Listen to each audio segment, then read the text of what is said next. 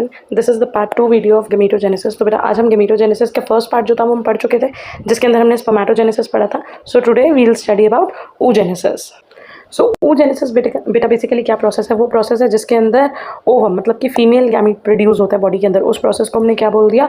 oogenesis। Primordial germ cells migrate to the ovary and give rise to diploid oogonal cells. अब start किससे हो रहा है? PGC, primordial germ cells. यही primordial germ cells जो थे वो बिगनिंग सेल्स थे हमारे स्पर्मेटोजेनेसिस में भी, और oogenesis के अंदर भी जो सबसे स्टार्टिंग जो मेन सेल्स हैं जिनसे एग या ओवम ओरिजिनेट करता है वो है प्राइमोडियल जर्म सेल्स। ये प्राइमोडियल जर्म सेल्स जो है ये माइग्रेट करके जाएंगे ओवरी में, और वहाँ पे डिप्लॉयड oogonal सेल्स बनेंगे जिनको हम oogonia बोलते हैं, which are known as mother cells. They give rise to haploid ovum. तो बेसिकली पीजीसीज क्या डेवलप कर रहे हैं? एक सेकेंड, हाँ जी, पीजीसी डेवलप करेंगे क्या? मदर सेल्स, और मदर सेल्स भी डिप्लॉयड है मतलब 2n है, और मदर सेल्स से हमें मिलेगा एग या ओवम जो कि हैप्लॉयड है विच इज n, उसके पास half the number of chromosome होंगे। oogenesis like spermatogenesis involve meiosis to produce haploid ovum. अब यहाँ पे भी कौन सी सेल डिवीजन है? मियोसिस। जब हमने स्पर्मेटोजेनेसिस पढ़ा था then also I discuss there are 2 type of cell division, mitosis and meiosis. लेकिन जो हमारे गैमीट फॉर्मेशन होते हैं उनके अंदर मेनली कौन सी सेल डिवीजन इन्वॉल्व है? Meiosis. Now remember I am saying mainly कौन सी सेल डिवीजन है, it is not only meiosis. Meiosis हो रहे लेकिन साथ के साथ देयर आर सर्टेन फेजेस जहाँ पे नंबर इंक्रीज करने के लिए mitosis is also taking place. ठीक है। In oogenesis, the process of first meiotic division is very prolonged and it is during this process that growth and differentiation of oocyte take place। अब जो meiosis होती है उसमें 2 successive divisions होती हैं। जो फर्स्ट वाला meiosis का फेस है वो बहुत लंबा है और वही एक टाइम है जहाँ पे जो एग है, जो oocyte है, उसकी ग्रोथ हो रही होती है और डिफ्रेंसिएशन हो रही होती है। तो अगर हम ओवरऑल बात करें oogenesis की, oogenesis कंसिस्ट ऑफ बेटा 3 फेसेस। पहला फेस है प्रोलिफरेटिव फेस या मल्टीप्लिकेशन फेस हम इसको बोल सकते हैं। प्रोलिफरेटिव मतलब नंबर इंक्रीज होना। तो ये एक फेस है जहाँ पे हमें कौन सी सेल डिवीजन देखने के लिए मिलती है? यहाँ पे हमें मिलेगी माइटोसिस। ठीक है, इसको आप प्रोलिफरेटिव फेज बोलो, प्री मियोटिक फेज बोलो या फिर मल्टीप्लिकेशन फेज बोलो, एक ही बात है। ओके, उसके बाद आ जाता है हमारा मियोटिक फेज, मतलब यहाँ पे मियोसिस होगी और मियोसिस होने के बाद हमारा फेज आ जाता है cell growth phase. So here is a diagram to get a basic idea. सबसे पहले हमारा है मल्टीप्लिकेशन फेज। मल्टीप्लिकेशन सेल में हमारे जो सेल्स है, जो oogonia है, वो कौन से है? डिप्लॉयड। उनके अंदर माइटोसिस हो रही है और माइटोसिस से सेल का नंबर इंक्रीज हो रहा है, लेकिन उनका जो प्लॉइडी लेवल है, जो क्रोमोसोम नंबर है, वो सेम रहने वाला है। ठीक है, उसके बाद नेक्स्ट हमारा आ गया ग्रोथ फेज। ग्रोथ फेज के अंदर पहले ये जो सेल था वो माइग्रेट होकर ओवरी में आ रहा है, वहाँ पे ग्रो कर रहा है, वहाँ पे ये उस स्टेज तक आ रहा है कि अभी ये मियोसिस परफॉर्म कर सके। तो इस oogonia सेल को हम बोल रहे हैं प्राइमरी oocyte, और प्राइमरी oocyte जो होगा that will undergo meiosis. 2 meiosis होती है, मियोसिस 1 एंड मियोसिस 2। तो मियोसिस 1 के अंदर हमारे पास जब एक सेल से 2 सेल बने तो बेटा एक जो सेल होगा उसको हम बोलेंगे फर्स्ट पोलर बॉडी। ये बेसिकली डिजेनरेट हो जाता है। जो हमारा मेन सेल है दैट इज द oocyte। तो बेसिकली एक oocyte बनता है और एक पोलर बॉडी बनता है। ये जो oocyte है ना, इसकी भी डेवलपमेंट जो मियोसिस है वो अरेस्ट हो जाती है बीच में। ठीक है, और उसके बाद जब फर्टिलाइजेशन होती है, जब ये oocyte स्पर्म के साथ कंबाइन करता है, उस फेज में फिर इसकी जो अरेस्टेड सेल डिवीजन होती है वो वापस कंटिन्यू होती है, and after fertilization only it undergoes meiosis 2। इसीलिए हमने कहा जो फर्स्ट मियोटिक फेज है वो बहुत ज़्यादा प्रोलॉन्ग्ड है, क्योंकि वो फर्स्ट मियोसिस शुरू होगी और फिर वो बीच में रुक जाएगी और वो तब वापस साइकिल कंटिन्यू होंगी आफ्टर फर्टिलाइजेशन। जैसे ही फर्टिलाइजेशन हुई, स्पर्म और एग फ्यूज करे, उसके बाद जो मियोसिस है वो वापस कंटिन्यू होने लग जाएगी। ठीक है, अब जब मियोसिस वापस कंटिन्यू हुई, एक second let me is this thing, yes. अब जब वापस मियोसिस कंटिन्यू हुई तो फर्स्ट में हमारे पास क्या मिला था? एक हमें मिली थी पोलर बॉडी और एक मिला था oocyte। जब सेकंड मियोसिस होगी तो ये पोलर बॉडी फिर से 2 सेल्स में डिवाइड होगी, तो हमारे पास आ गई 2 पोलर बॉडीज, और ये जो oocyte है इससे भी 2 सेल्स फॉर्म होंगे। एक हमारा ओवा हो गया और दूसरा हो गया पोलर बॉडी। तो बेसिकली हमें पता है कि 1 cell give rise to 4 daughter cells in meiosis. अब oogenesis के अंदर ये 3 सेल्स जो है वो पोलर बॉडीज है और ये डिजेनरेट हो जाएंगे। जो फंक्शनल ओवम है वो सिर्फ एक ही प्रोड्यूस होगा। ओके जी, so there is one more diagram. आप कोई भी डायग्राम, क्योंकि डायग्राम बहुत इंपॉर्टेंट है, अगर जब भी आपको स्पर्मेटोजेनेसिस, oogenesis या ओवरऑल गेमेटोजेनेसिस आएगा, डायग्राम ड्रॉ करना is very very very important. Okay, so there are different diagrams, जो सा आपको कंफर्टेबल लगे आप उसको स्क्रीनशॉट लो और उसको प्रैक्टिस कर लो, याद कर लो। नेक्स्ट, अब हम आ जाते हैं मेन अपने डिस्क्रिप्शन पे। हमारा पहला फेज कौन सा है बेटा? प्रोलिफरेटिव फेज, या जिसको हमने बोला pre meiotic phase. The primordial germ cell that enter into the ovary divide mitotically and produce oogonal cell. अब जो प्राइमोडियल जर्म सेल है वो माइग्रेट होके कहाँ गया? ओवरी के अंदर गया। अब ओवरी के अंदर ये जो प्राइमोडियल जर्म सेल है इसके अंदर कौन सी डिवीजन हो रही है?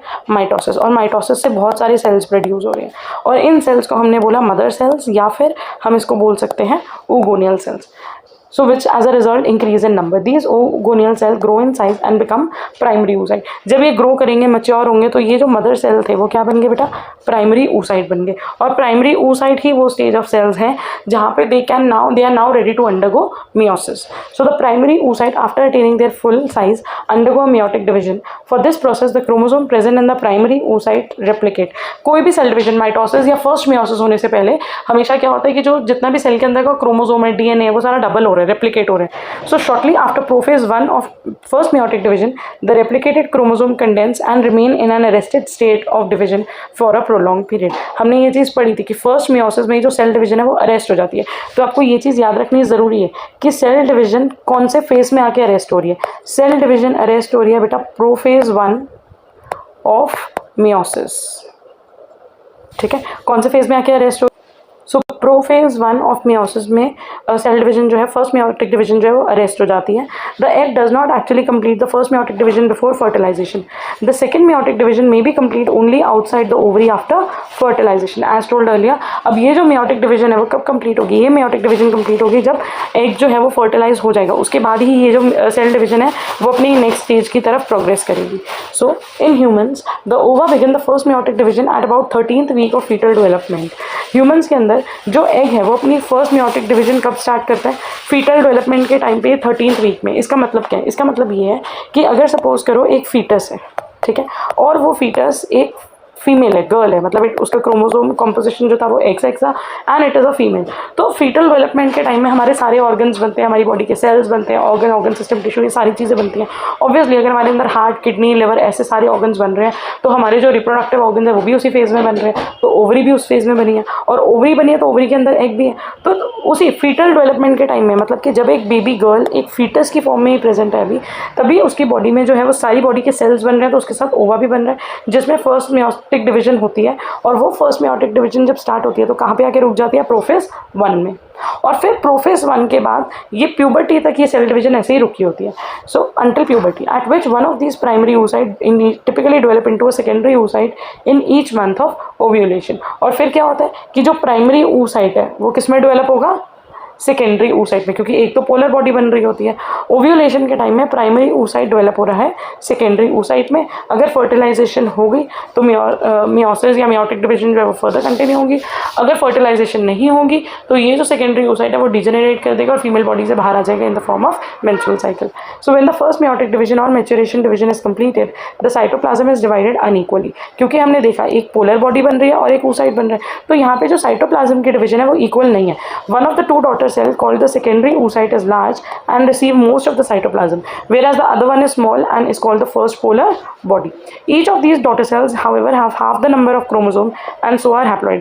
दोनों के पास क्रोमोसोम नंबर सेम है, दोनों haploid है, half number of chromosome receive करे, लेकिन सेकेंडरी oocyte के अंदर साइटोप्लाज्म ज़्यादा है.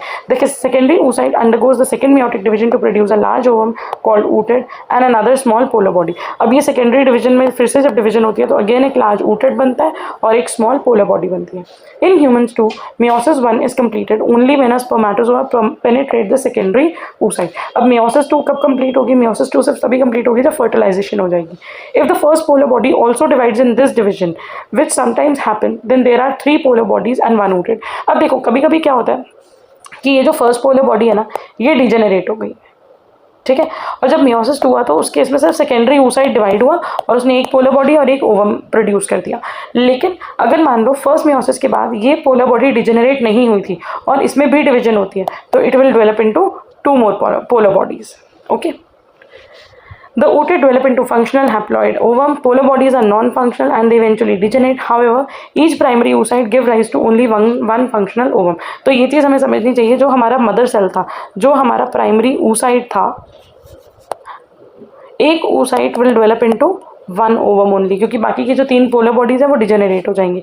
और स्पर्मेटोजेनेसिस में क्या होता है, स्पर्मेटोजेनेसिस में 1 मदर सेल्स गिव या प्रोड्यूसेस 4 स्पर्मेटोजोआ या 4 स्पर्म सेल्स.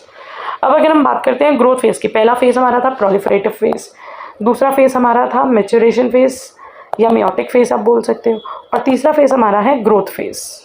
ठीक है। So during the growth phase period of the oocyte the gene product and nutrients are stored and accumulated in the oocyte।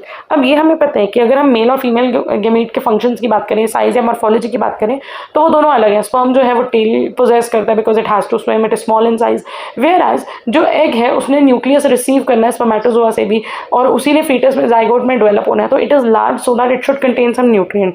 तो यहाँ पे ये स्टेज वो है जहाँ पे एग के अंदर oocyte के अंदर बहुत सारे न्यूट्रिएंट जो है वो स्टोर हो रहे हैं।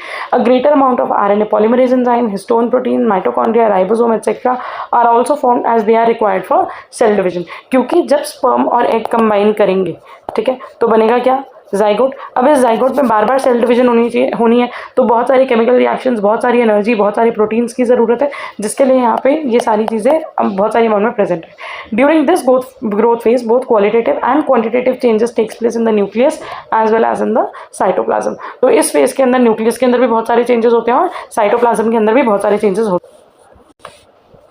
अगर हम बात करें इस डायग्राम की, तो बेटा जो सबसे पहले हमारे पास सेल है that is oogonia।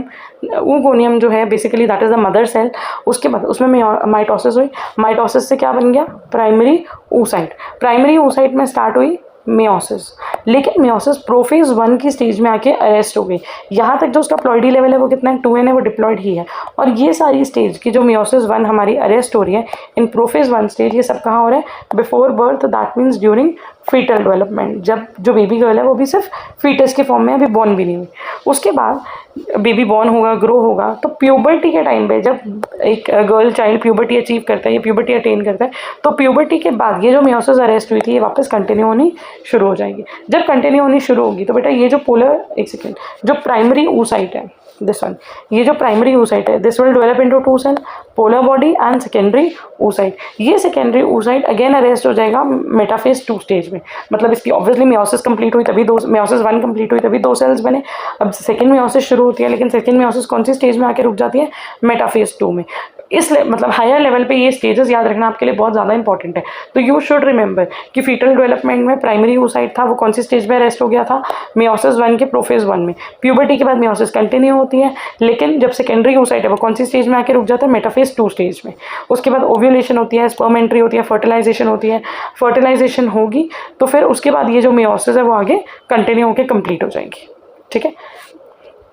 So this is again one more diagram जहाँ पे हम कंपेयर कर रहे हैं कि मेल की बॉडी में क्या होता है और फीमेल की बॉडी में। अब हम स्पर्मेटोजेनेसिस और oogenesis दोनों पढ़ चुके हैं। Primordial germ cell will develop into spermatogonium, spermatogonium will develop into primary spermatocyte.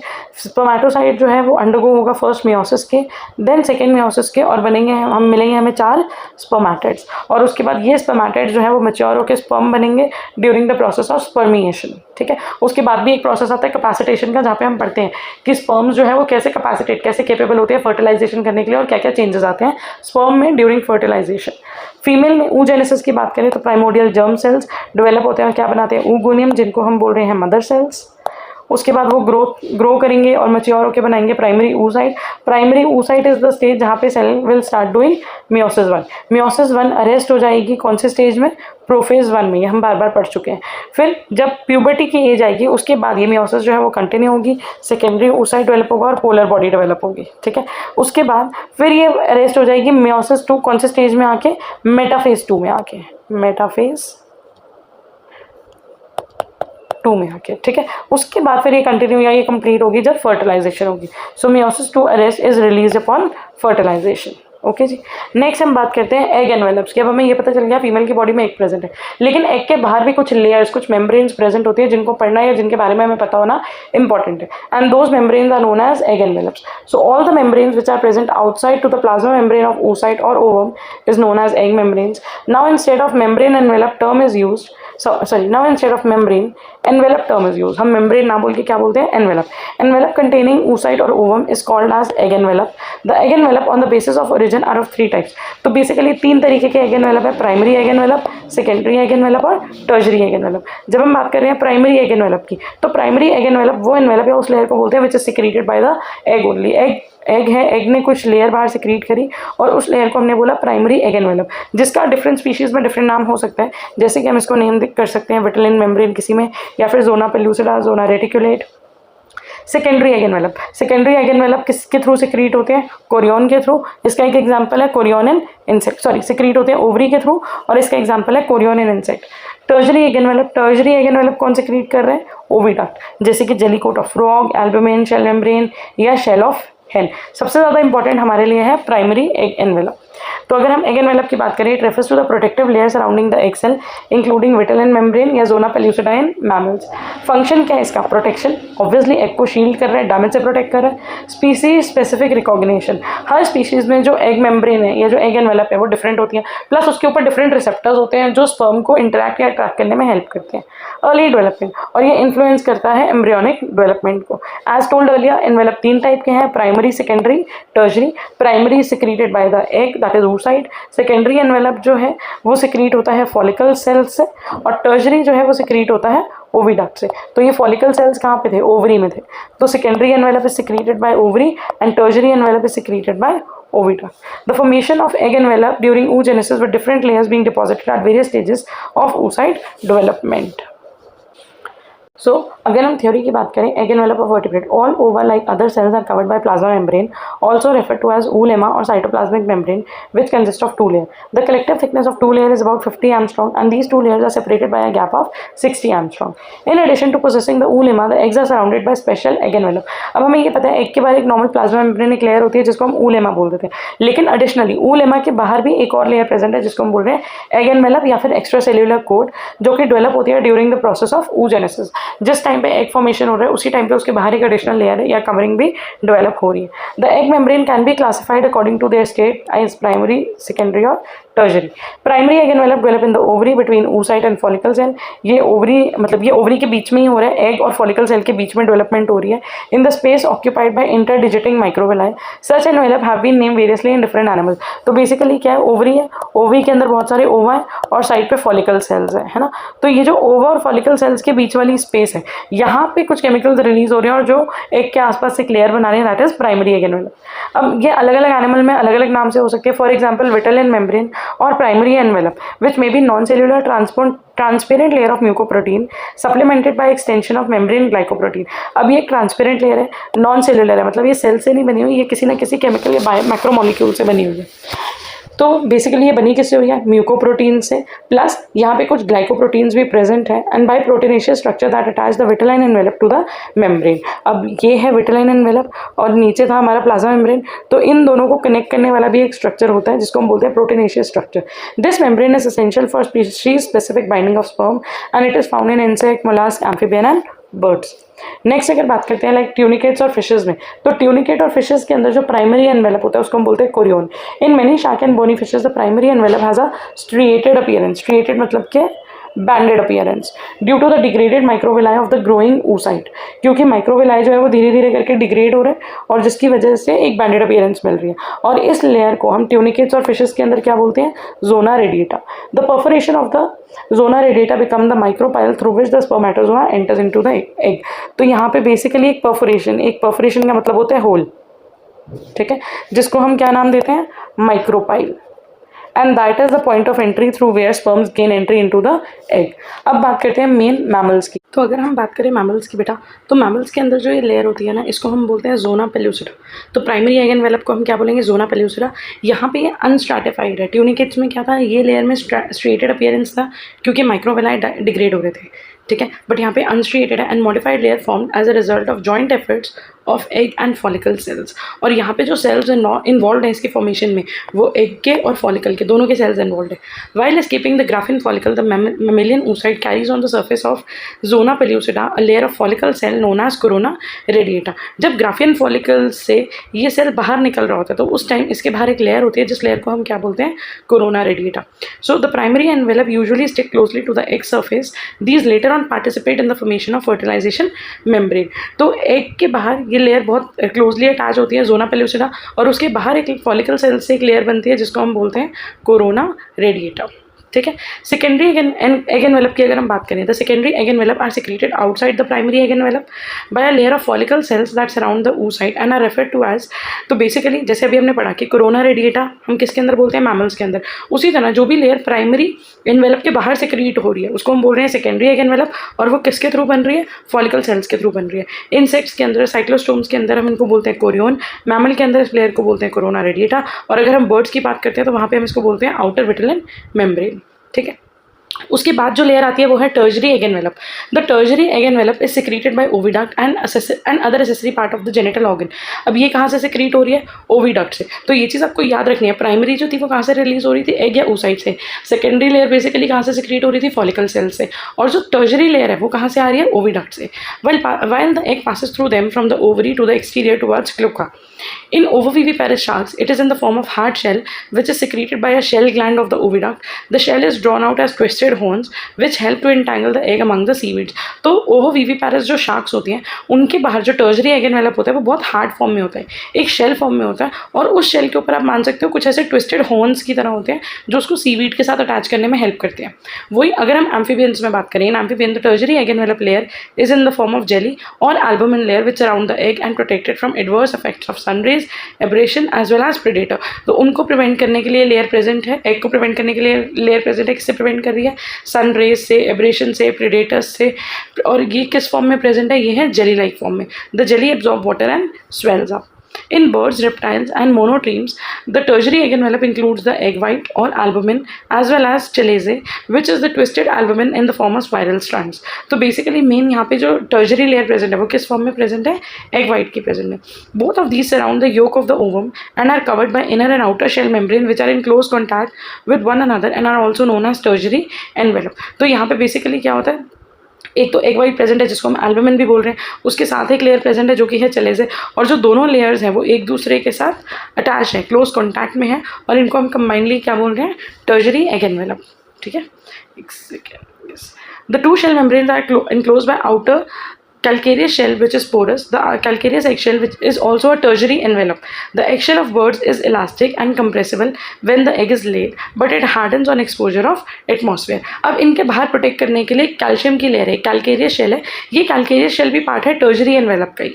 ठीक है, तो टर्जरी एनवेलप जो था बेसिकली वो एक 2 लेयर पार्ट था, जहाँ पे हमने देखा कि एग वाइट प्रेजेंट है और चलेजा टाइप की एक लेयर प्रेजेंट है। ये जेली लाइक है, एल्बुमिन से बनी हुई है।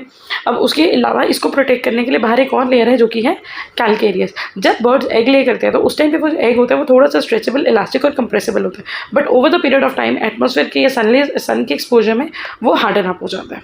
ओके जी, तो यहाँ पे आप डायग्राम देख सकते हो जिसमें हमें एक एम्फीबियन एग की डायग्राम दिखाई हुई।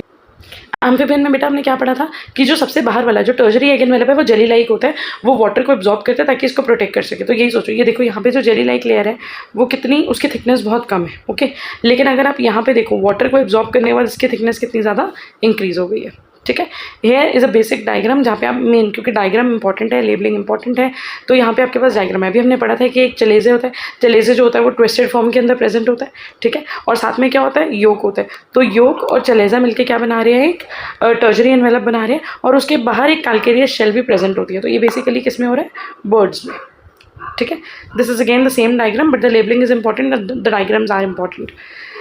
These are for your reference. अगर आप चाहो तो स्क्रीनशॉट के लिए इनको क्लिक कर सकते हो, जो भी लैंग्वेज आपको ईजी लगे, जो भी पॉइंट्स आपको ईजी लगे आप उसके बेसिस पे लर्न कर सकते हो। दिस इज एज वेल जहाँ पे हम टर्जरी मेम्ब्रेन की बात कर रहे हैं कि टर्जरी मेम्ब्रेन में क्या क्या हो सकता है। So with this we are done with oogenesis। Hope आपको ये वीडियो समझ में आया होगा। Thank you for watching and all the best for your exam. Study well, keep studying, and if you have any doubt feel free to put that in the comment section. Thank you.